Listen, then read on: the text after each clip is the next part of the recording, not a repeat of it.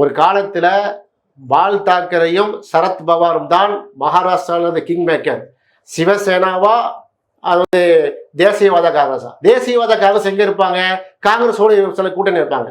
அதாவது விலாஸ்ராவ் தேஷ்முக் போன்றவர்கள்லாம் காங்கிரஸ் தலைவராக வந்தாங்க, சிஎம்மாக ஆண்டாங்க, முதலமைச்சராக வந்து சிறந்த ஆட்சியெல்லாம் கொடுத்தாங்க. எங்கே? மகாராஷ்டிராவில். இன்றைக்கு பார்த்தீங்கன்னா ஏக்நாத் சிண்டேகளை உருவாக்கி அந்த சிவசேனா ரெண்டாக பிளந்தார்கள்.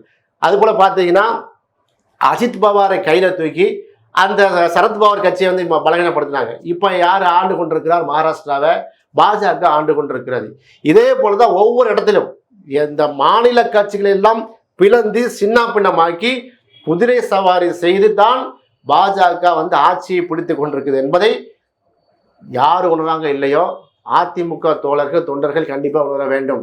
இதை இங்கே வந்து திமுக, காங்கிரஸ், கம்யூனிஸ்ட், மதிமுக, விடுதலை சிறுத்தைகள் கட்சி, அதுபோல முஸ்லீம் லீக், மாமக எல்லாம் உணர்ந்திருக்கிறாங்க. அதனால ஒரே அணியில இருக்கிறாங்க.